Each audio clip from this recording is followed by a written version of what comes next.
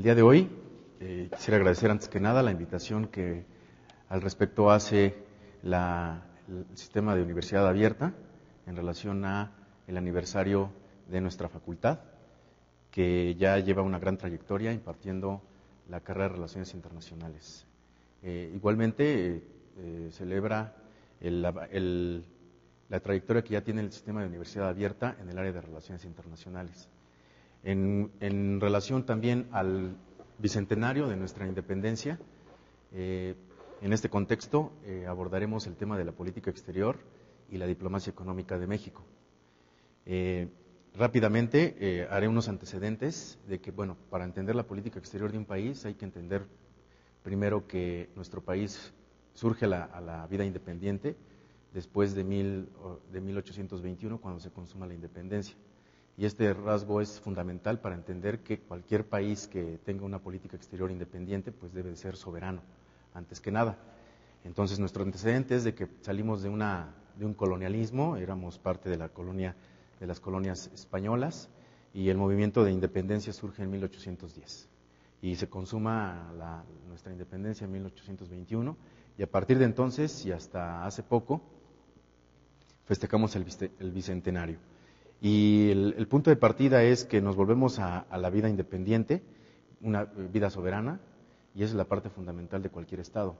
Ningún Estado tiene una política exterior si no es soberano el Estado. Entonces, entre las teorías que se han desarrollado para explicar el comportamiento de los Estados, tenemos que entender que cualquier política exterior de cualquier Estado es una política interior. Sin embargo, en todo el siglo XIX tuvimos problemas muy fuertes de carácter político, inestabilidad política, que también generó en problemas económicos. Es hasta más o menos la década de los 60, cuando más o menos tenemos una relativa estabilidad política, y a la par de que por los acontecimientos históricos que suscitaron en ese periodo, se fueron incubando lo que hoy tenemos como principios rectores de política exterior, que a la letra dicen: toda política exterior o el presidente de la República está obligado constitucionalmente a seguir principios de política exterior. Los más importantes son los siguientes: la autodeterminación de los pueblos, la no intervención, la solución pacífica de controversias, la proscripción de la amenaza o el uso de la fuerza en las relaciones internacionales, la igualdad jurídica de los estados, la cooperación internacional para el desarrollo, la lucha por la paz y la seguridad internacionales. Estos principios se elevaron a rango constitucional en el año de 1988, y en el 2010 se agrega uno más, que es el respeto, promoción y protección de los derechos humanos. Hago hincapié en la parte histórica porque los principios fundamentales, que son la autodeterminación de los pueblos, la no intervención y la igualdad jurídica de los estados, se fueron incubando en la época en que fuimos objeto de intervenciones de otros países. La más dolorosa que tuvimos fue la intervención estadounidense o la guerra con Estados Unidos, que dio como consecuencia la pérdida de más de la mitad de nuestro territorio que habíamos heredado de la colonia. Y la siguiente intervención va a ser la intervención francesa a partir de 1862, que acontecimientos que dieron como consecuencia que se fuera gestando esta posición frente al exterior como país independiente. Libre autodeterminación, no intervención e igualdad jurídica de los estados.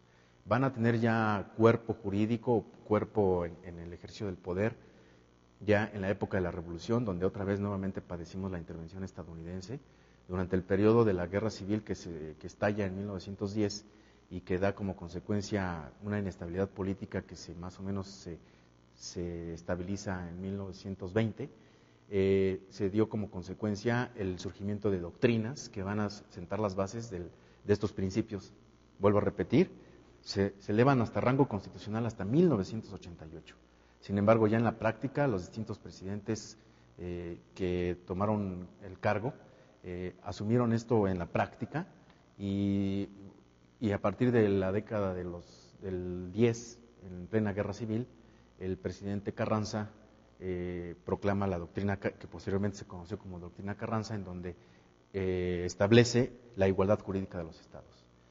¿Qué va a significar el movimiento revolucionario? Se va a consolidar el sentido nacionalista, no solamente de los gobernantes, sino también de la población, y que estaba estrictamente relacionada con el papel que estaba jugando el capital transnacional, primero inglés y después estadounidense, en donde sobre todo el capital estadounidense ejercía una fuerte presión sobre el gobierno para hacer valer sus intereses.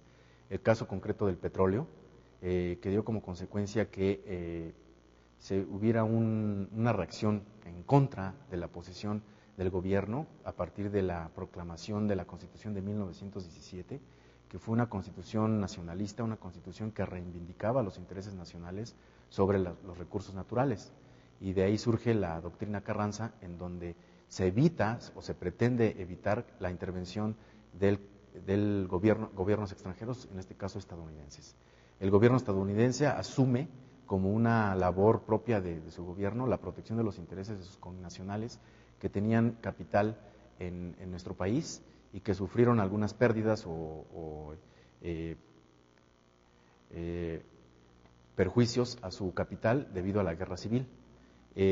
Sin embargo, la dinámica interna que da como consecuencia la Constitución del 1917, establece ya en su artículo 27 el dominio del Estado sobre los recursos naturales, sobre el territorio nacional, y esto contraviene los intereses de las transnacionales. Finalmente se llega a un acuerdo y en 1920-21 se empiezan las negociaciones con el gobierno estadounidense, y a finales del gobierno de Obregón se llega a un acuerdo y se establece la no retroactividad del artículo 27 constitucional. Esto generó cierta tranquilidad por parte del gobierno estadounidense. Finalmente, en este proceso de incubación de nuestros principios, se llega al gobierno de Lázaro Cárdenas, en donde nuevamente surge el problema del petróleo, y con la expropiación petrolera que se hace en 1938, nuevamente hay un intervencionismo muy atroz por parte del gobierno estadounidense y de algunas firmas británicas. Sin embargo, por el contexto internacional, finalmente se llega a un acuerdo y se respeta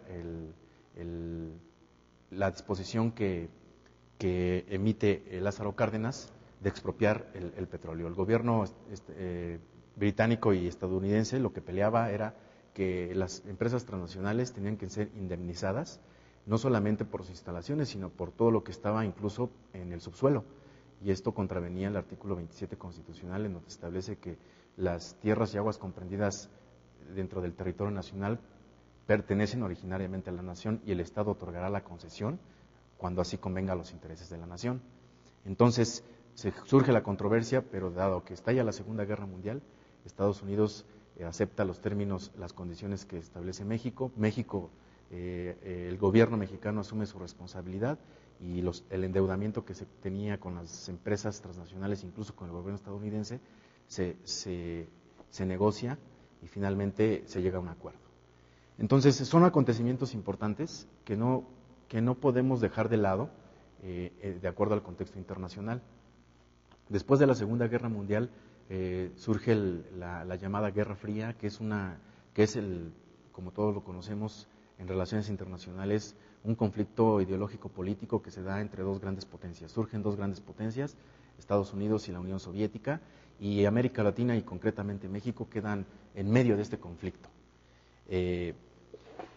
La estrategia de la Unión Soviética es promover los movimientos revolucionarios en los distintos países, y finalmente tiene su materialización con la Revolución Cubana, que triunfa en el 59, y esto le da un gran prestigio a la Unión Soviética, dado que pues América Latina pues está en una situación económica precaria y es caldo de cultivo para los movimientos revolucionarios. Entonces, este prestigio y esta influencia que va a tener la Unión Soviética a través de Cuba va a generar una reacción muy violenta por parte de Estados Unidos, y es cuando, a la par de que implementa una estrategia a nivel internacional, a nivel regional, concretamente en América Latina, primero empieza con la contención en Europa, con la estrategia de la contención del comunismo en Europa, y posteriormente la represalia masiva, y al final, en la década de los 80, América Latina sufre un problema muy fuerte en lo que es en la parte centroamericana, concretamente Guatemala, El Salvador y Nicaragua, con el triunfo de los sandinistas en el 79. Todo parecería indicar que avanzaba el comunismo en América Latina y esto efectivamente no lo iba a permitir Estados Unidos. Entonces, la segunda mitad del siglo XX se va a caracterizar por una intervención muy fuerte de los Estados Unidos en América Latina y México va a quedar en medio de esta situación. Entonces, en la década de los 80 tenemos que la política exterior de México va a ser de conciliación, de conciliación ante los conflictos que se generan en Centroamérica, porque no solamente por una situación altruista, sino porque el conflicto que se genera en Centroamérica, empezando por Nicaragua, se continúa con Guatemala, con El Salvador, está muy cerca del territorio nacional, entonces se convirtió en una cuestión de seguridad nacional. Y es por esa razón que en la década de los 80 tienen significado estos principios que ya se habían planteado anteriormente, pero simplemente nada más era una posición del presidente en turno, y es cuando en el 88 se suben a rango constitucional. Sin embargo, reitero nuevamente, nunca hay que perder de vista el contexto internacional.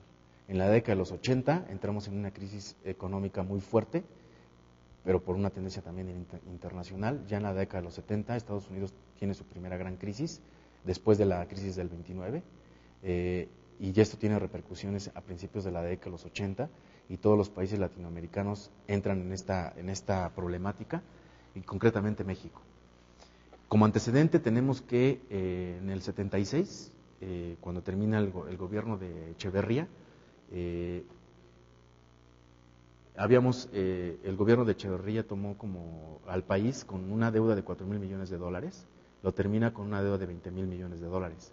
Ya estaba rondando por ahí el Fondo Monetario Internacional, el GATT, igualmente, el Acuerdo General de Aranceles y Comercio, al cual México se había negado a pertenecer, a suscribir la carta de intención del Fondo Monetario Internacional. Con el cambio de gobierno, con el advenimiento del gobierno de López Portillo, viene el milagro petrolero, se descubren grandes yacimientos petroleros, y a la par de que estalla la crisis en Medio Oriente,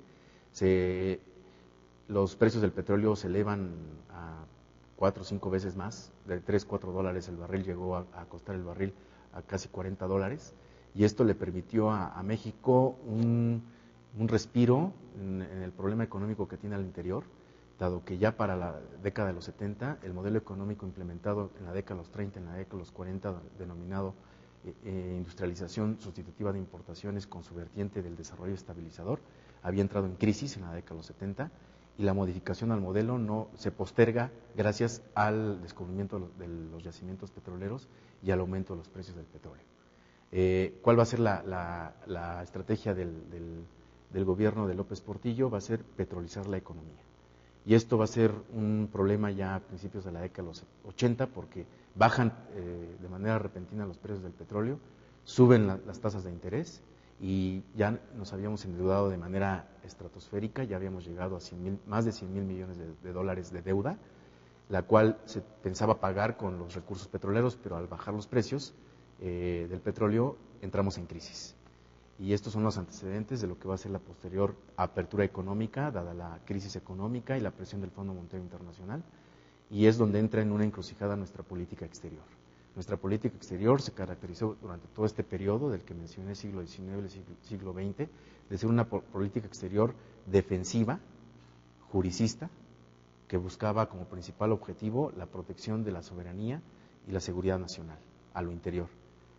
Sin embargo, por las presiones de Estados Unidos y por la crisis económica que nos hace que el país entre en una situación de debilidad, y a la par de que a nivel internacional llegan al poder gobiernos neoliberales, en el caso de Estados Unidos el gobierno de Ronald Reagan, y en el caso de Gran Bretaña el gobierno de Margaret Thatcher, que van a empujar hacia una apertura y a una cancelación del estado de bienestar, que fue el predominante después, sobre todo, de la Segunda Guerra Mundial, que tienen como principal objetivo la reducción de la burocracia, la reducción en gasto social Y eso obviamente va a tener repercusión en países como el nuestro, que va a entrar en un proceso de debilidad debido a la crisis económica.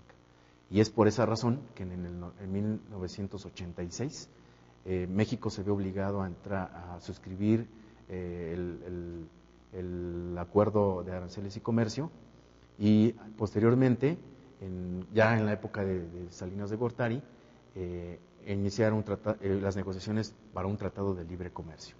Este tratado de libre comercio inician sus negociaciones en el 91, en el 92 empieza el proceso de ratificación y finalmente entra en vigor en 1994.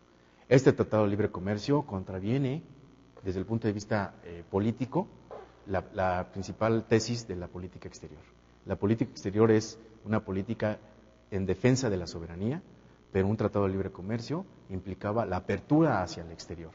Entonces, la dinámica interna obliga que, por la crisis económica, obliga a la apertura primero unilateral y después a la apertura concertada con Estados Unidos.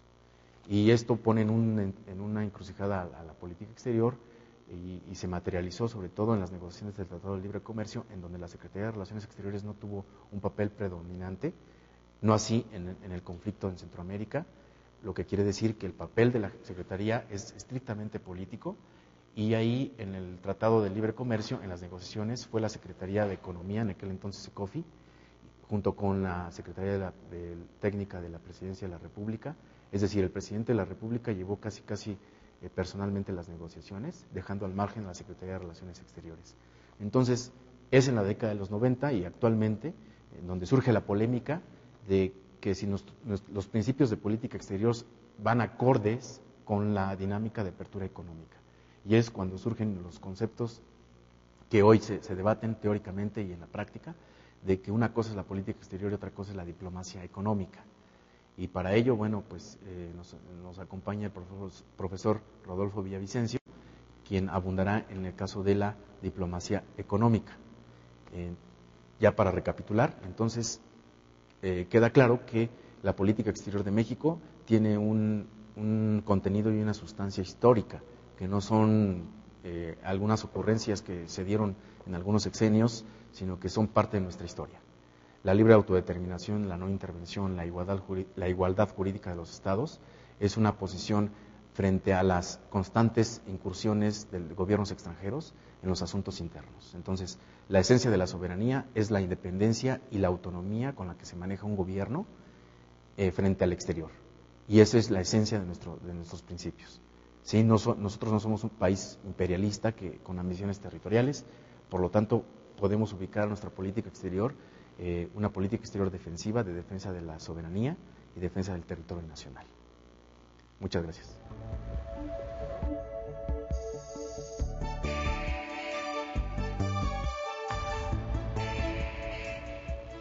Es verdaderamente un privilegio tener la oportunidad de compartir con ustedes ciertas reflexiones básicas acerca de la relación existente entre la política exterior de México y la diplomacia económica seguida por nuestro país durante los últimos gobiernos a partir de finales de la década de los 80.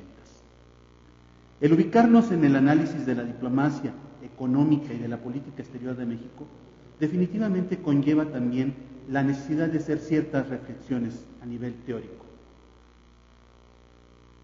Ubicar la política exterior como la defensa del interés nacional allende las fronteras territoriales del Estado y la diplomacia como la forma, como el arte para lograr esos objetivos, nos permite entonces también la reflexión de cómo y cuáles han sido las prioridades del Estado mexicano al momento de definir su relación con el exterior.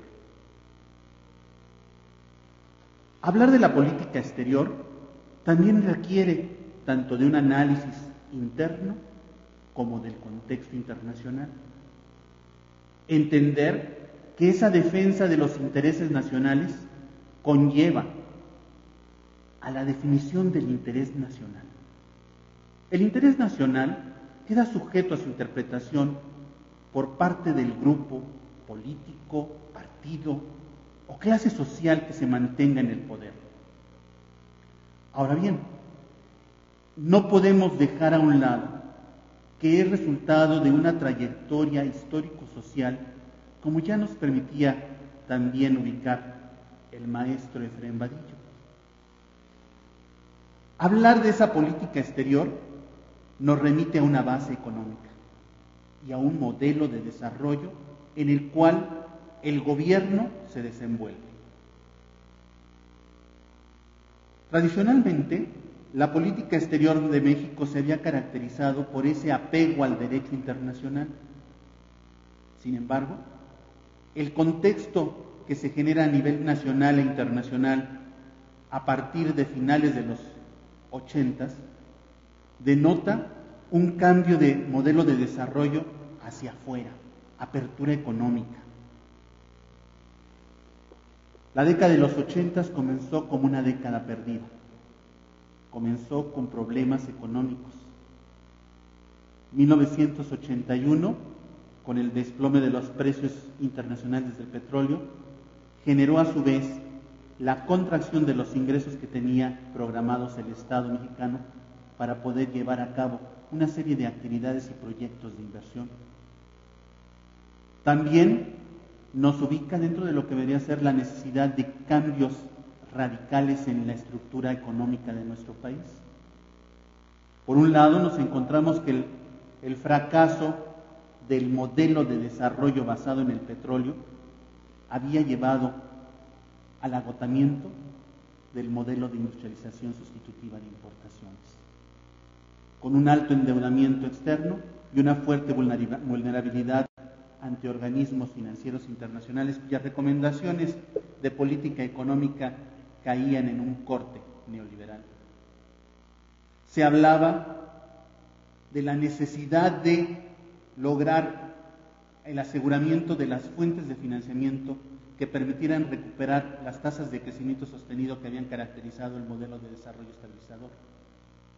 Nos ubicamos, a su vez, dentro de la dinámica de agotamiento de las reservas internacionales y la necesidad de cambios en la política económica que conllevaron a la estatización de la banca y el establecimiento de una política de control de cambios que trataba en un momento determinado de garantizar la afluencia de capitales en nuestro país. El 20 de agosto de 1982, el entonces presidente de México, a través del secretario de Hacienda, Jesús Silva Herzog, anunció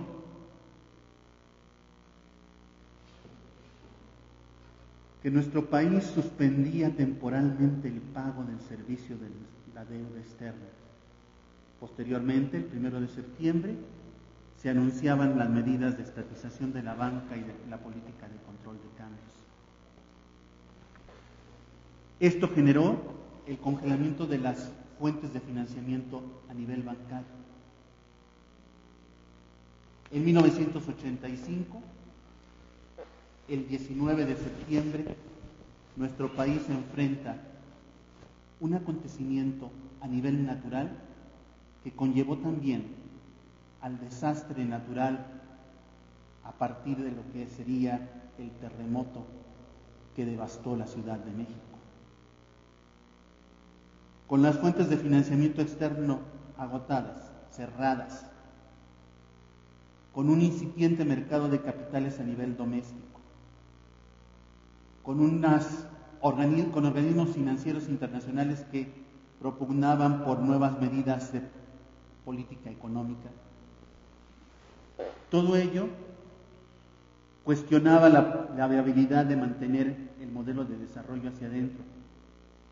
Y en 1986 nuestro país ingresa finalmente al GATT. Y se da inicio a un viraje dentro de lo que sería la política exterior mexicana.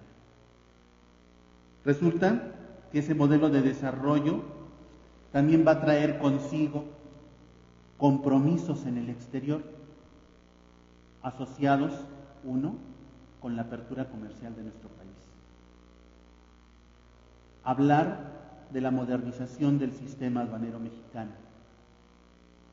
Hablar de la necesidad de flexibilizar la legislación en materia de inversión extranjera. La entrada de México al GATT trajo consigo cambios a su vez radicales.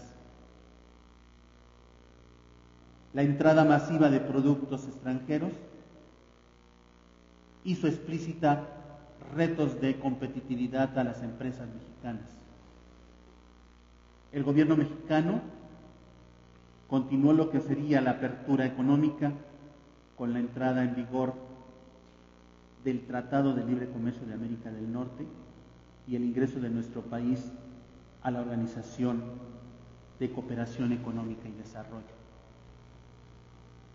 Finalmente, en 1994 también se da inicio a una crisis financiera que trajo consigo mayores problemas dentro de lo que sería la estructura económica de nuestro país y los retos de competitividad para las empresas mexicanas, muchas de ellas afectadas por la crisis de deuda interna y con los retos de poder competir en un contexto de globalización.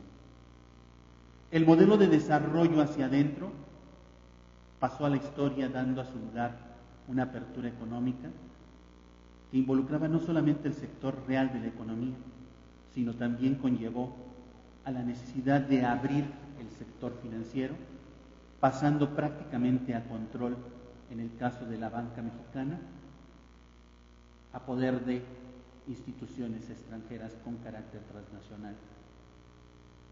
La diplomacia económica exigía la búsqueda de ahorro externo que permitiera recuperar las tasas de crecimiento en el interior. Estamos señalando lo que serían retos, pero principalmente en esos retos tenemos que destacar la necesidad de una mayor coordinación entre el Estado, la iniciativa privada y la sociedad civil.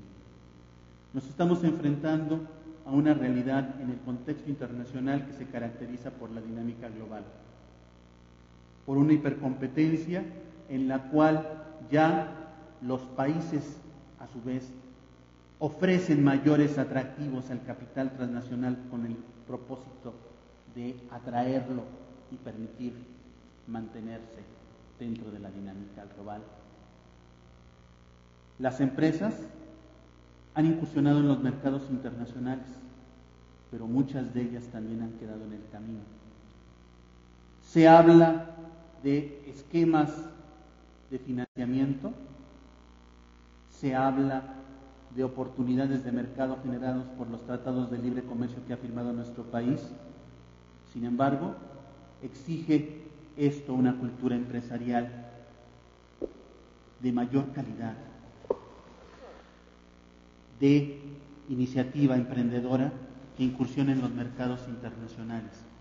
Exige una población más preparada, exige que cada uno de nosotros, desde el punto en el que nos encontramos, afrontemos la responsabilidad de tratar de ser mejores día con día. No es momento de buscar culpables, es momento de buscar soluciones, y la responsabilidad del cambio recae no solamente en el gobierno, no solamente en las empresas, sino en todos y cada uno de los mexicanos que formamos parte de este gran país y que tenemos que responder a la dinámica global con competitividad y capacidad de enfrentar los riesgos. Gracias mil por su atención y reitero el agradecimiento a la Universidad Nacional Autónoma de México y a la FES Aragón por esta oportunidad de compartir ciertas reflexiones con ustedes. Gracias.